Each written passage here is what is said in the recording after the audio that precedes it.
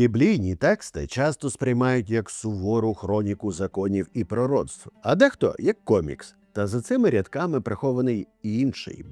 Коротше, нафіга цей затяжний вступ. На прев'ю все написано. Сьогодні ми займемось мізогінією, а може і лівацтвом, та поговоримо про жінок старого заповіту, блудниць, цариць і тих, хто зробить це відео прикольним, а далі слово диктору. Старий заповіт зазвичай подають як закритий клуб видатних чоловіків, де жінки існують лише на задньому плані, для атмосфери. Але варто копнути хоч трохи глибше, і межа між другорядним персонажем і головною рушійною силою сюжету розсипається за секунди. Деякі з цих жінок влаштовували такі сюжети, що поруч із ними чоловічі подвиги виглядають цілком рутинною роботою. І почнемо нашу історію, не з Єви, бо вона і так винна в усіх гріхах роду людського, а з Сарочки.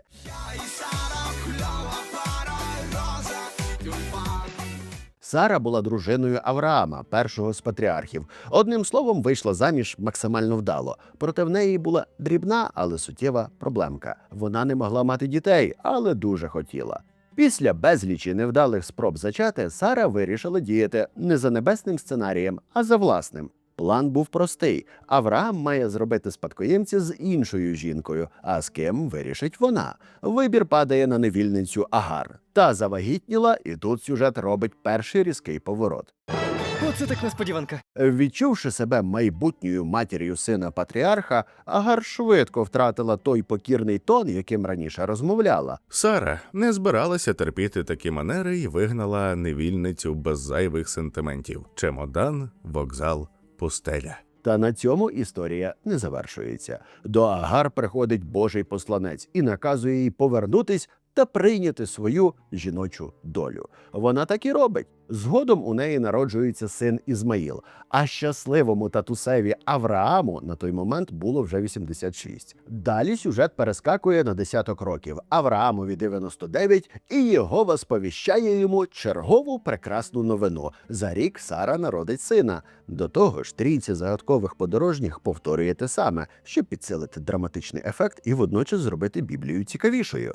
Хоч усе виглядало нереально, бо Сарі було близько 90, але за біблійним сюжетом чи божественним інвітро вона таки вагітніє і народжує сина Ісаака. Минуло кілька років, і Сара вдруге виганяє Агар разом з Ізмаїлом. Цього разу вже остаточно. Сама вона помирає у 127, а Авраам доживає аж до 175. І після всього почутого залишається одне питання – чи десь тут є правда?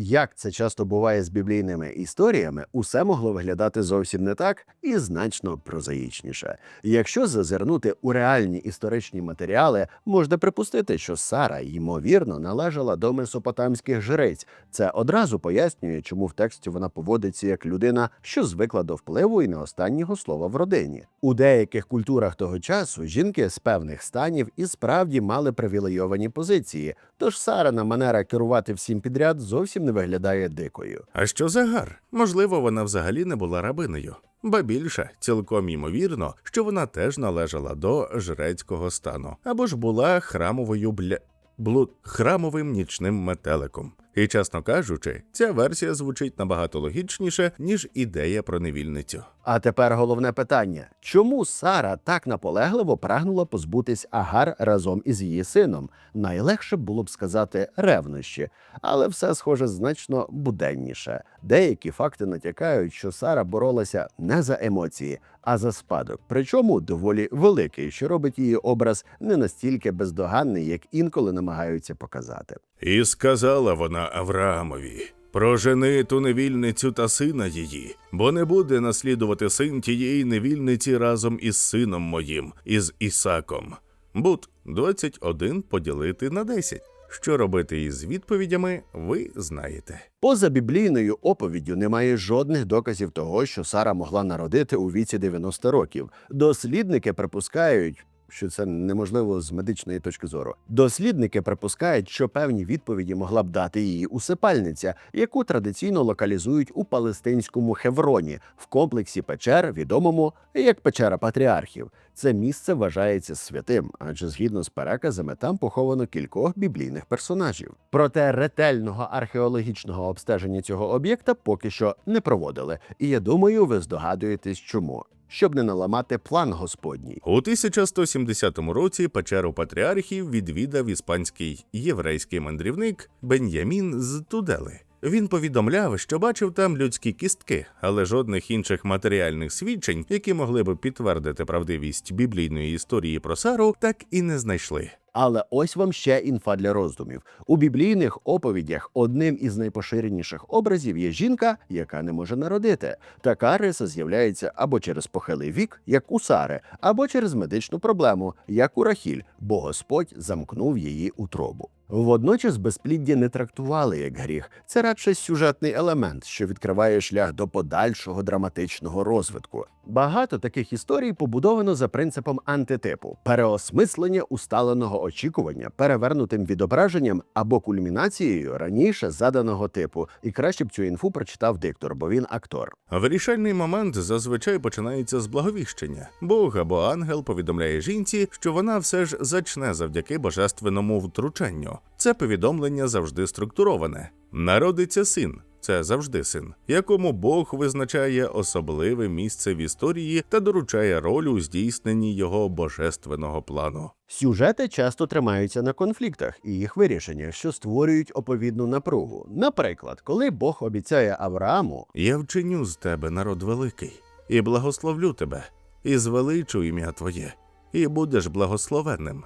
Буд 12 поділити на 2. Тут просто. ситуація виглядає парадоксально. Авраам уже старий, а Сара безплідна. Але обраний народ знайшов рішення для цього парадоксу. Якщо ж перша дружина була літньою або не могла мати дітей, єврейський закон того часу дозволяв чоловікові взяти другу жінку. У старих перекладах її називали наложницею, але фактично йшлося про легальний шлюб, що мав на меті продовження роду. Це був давній аналог сучасного сурогатного материнства. Дитина від такого союзу юридично належала чоловікові та його першій дружині. Саме за цим принципом Сара каже Аврааму: «Війди в мою рабиню». Іди до моєї рабині. Буд 16 поділити на 2. Такий вчинок не вважався перелюбом, адже раби юридично були власністю господарів. Так, якщо ваші тварини вважаються вашою... краще б я не думав про це. Цариця Савська. Не знаю, навіщо вона в Біблії, але для цього відео пасує. Одна з найтаємничіших постатей, пов'язаних із давніми текстами. Її особа та походження залишаються невідомими. Вона згадується в Біблії, в Корані, а також у багатьох ефіопських переказах. Біблійна розповідь, зокрема, описує її візит до ізраїльського царя Соломона, того, що любив хлопчиків ділити. Коли цариця Савська довідалась про славу Соломона, ні, Соломона не звали Слава, та Господнє ім'я, то прибула, щоб його випробувати загадковими питаннями. Вона прибула в Єрусалим з надзвичайно великим супроводом, на верблюдах, нав'ючених пахощами, з дуже великою кількістю золота та коштовного каміння. Прибувши, вона розмовляла з Соломоном про все, що було в неї на серці. 1 царів, 10 поділити на 1 відняти 2. Пам'ятаємо, що ділення спочатку, віднімання потім. Існує переказ, що цариця Савська нібито повідомила Соломонові про майбутню появу Месії. Але звідки вона могла це знати? Ім'я Севілли, відомої пророчиці, про яку збереглося дуже мало надійних свідчень, знайоме багатьом. Є припущення, що саме цариця Савська й могла бути тією загадковою віщункою. За легендами, вона передбачила не лише прихід Месії, а й такі неймовірні речі, як появу літаків, феміністок та навіть апокаліпсис, не фільм Мела Гібсона, який, на щастя, поки що не настав. Проте ключове питання залишається: ким же була ця жінка насправді? І де могло розташовуватися, тут не буде жарту про Твіттер, її царство? Найчастіше дослідники пов'язують батьківщину цариці з двома регіонами – Південною Аравією, сучасний Ємен, та Північною Ефіопією. Один із найвідоміших археологічних об'єктів, пов'язаних із ранніми сабейськими культурними центрами – храм місячного божества Алмакаха в Марібі, що в Ємені. Комплекс датують приблизно першим тисячоліттям до народження Ісуса, а серед знахідок культові предмети, написи та людські останки, що свідчать про розвинене релігійне життя регіону. Тож саме Південна Аравія, на думку деяких науковців, вважається одним із найвірогідніших кандидатів на батьківщину цариці Савської, хоча прямих доказів, які б однозначно пов'язували її з конкретним місцем, археологія поки не дає.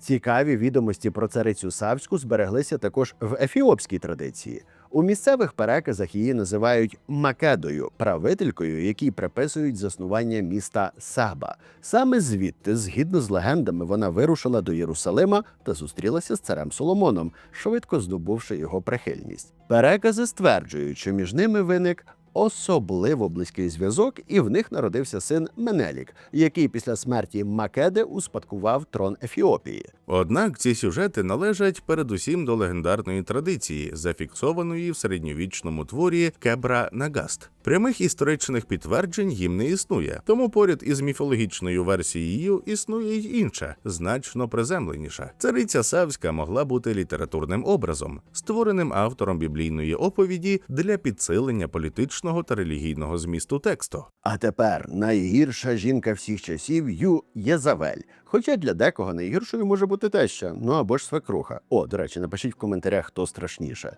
Ім'я Єзавель уже тисячоліттями миготить у мистецтві як символ підступності, впертості й небезпечного впливу.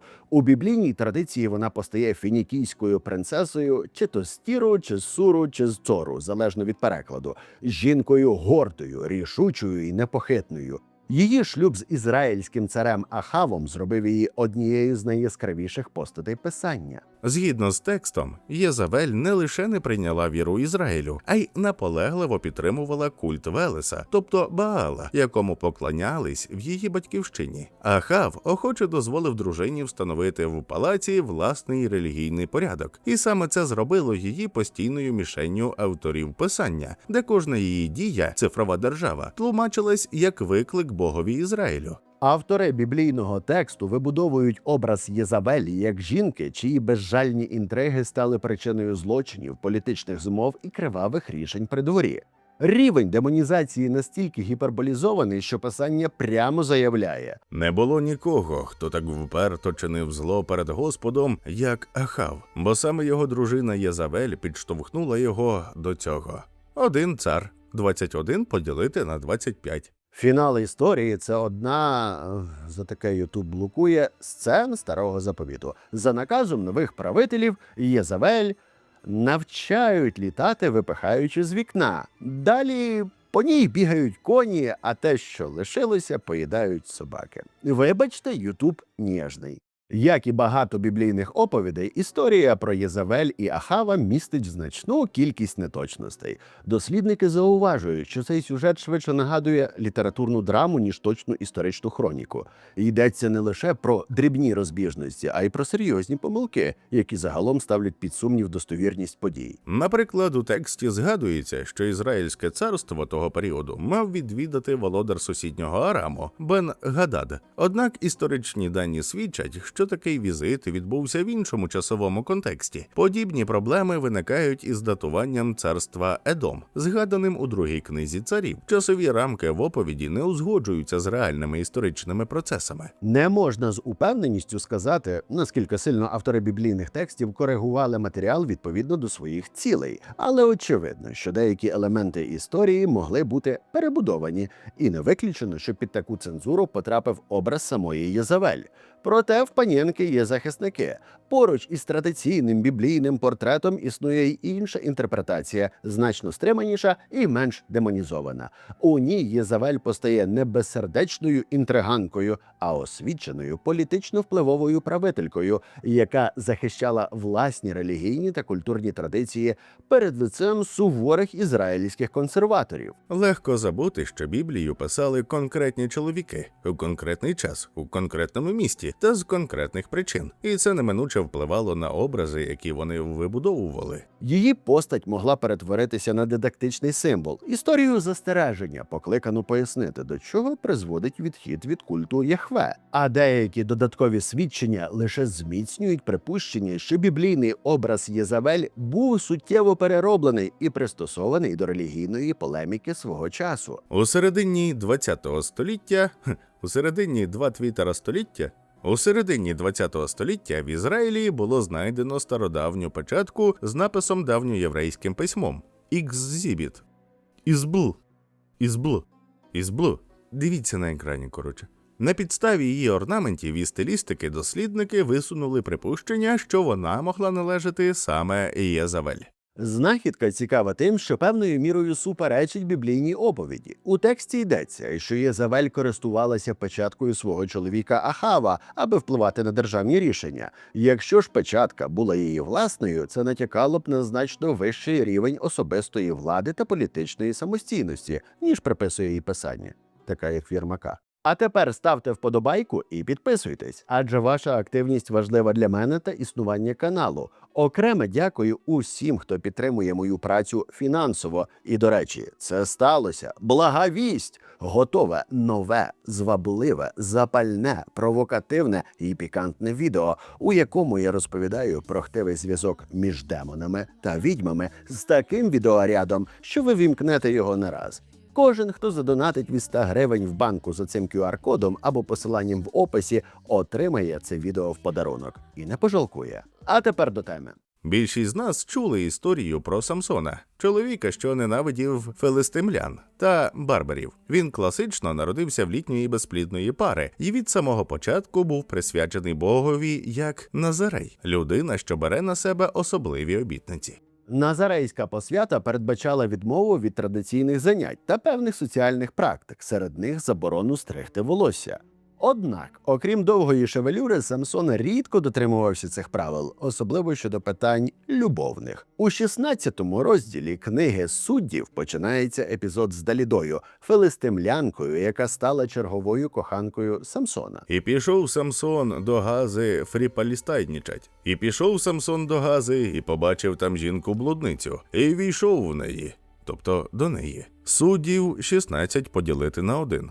Филистимлянські правителі вимагали від Даліли з'ясувати, у чому криється сила чоловіка. Після кількох спроб виманити в нього таємницю, він зізнався, що джерело його маскулинності – волосся. Коли він заснув, Даліла обрізала йому коси, що дало змогу филистимлянам захопити його. Коли я відкрию барбершоп, я назву його Даліла. Популярні сучасні інтерпретації роблять із Даліли образ спокусниці, класичної фатальної жінки. До речі, саме про неї співав Том Джонс у пісні «Делайла». Детальніше про це можна подивитися у відео на каналі «Безсоння», де зараз спливе підказка і буде посилання в описі під відео. Проте текст не свідчить про її розпусність, засуджують її зовсім з іншої причини. Вона належала до народу, який поклонявся іншим богам і діяла на користь найзапеклішого ворога Ізраїлю. Офіційна заява диктора-коханця Кліо. Я і автор, по-перше, дві різні людини, по-друге, я не штучний інтелект. Свято Пурим відзначає порятунок єврейського народу, який у біблійній книзі Естер приписується цариці Естер. За сюжетом, вона красива юдейка, яку перський володар, відомий у Біблії як Ахашверош, обирає собі за дружину. Його найближчий радник Гаман ненавидить обраний народ і прагне їхньої загибелі.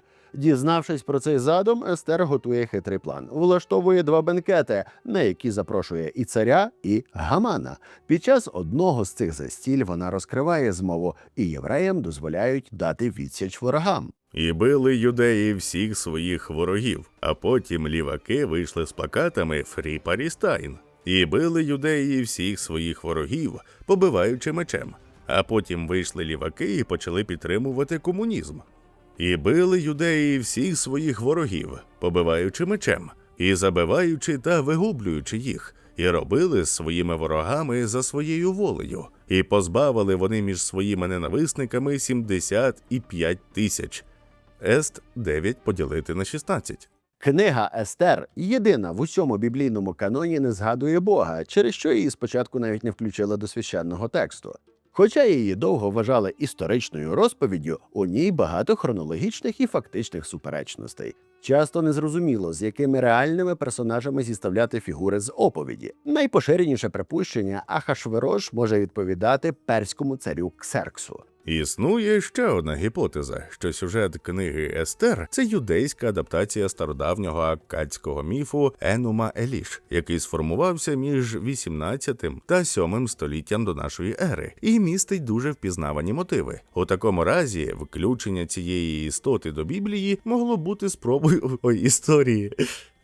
У такому разі включення цієї історії до Біблії могло бути спробою пояснити витоки свята Пурим або надати йому богословського підґрунтя. А тепер свята з дуже кривавою біографією. Юдиту описують як красиву, мудру та хоробру жінку, яка водночас вирізняється скромністю і побожністю. Саме вона є центральною постаттю книги Юдити. Асирійський володар Навуходоносор, Тіглат-Паласар, Піпін Короткий, мріє про абсолютну владу і посилає на захід величезний хобі.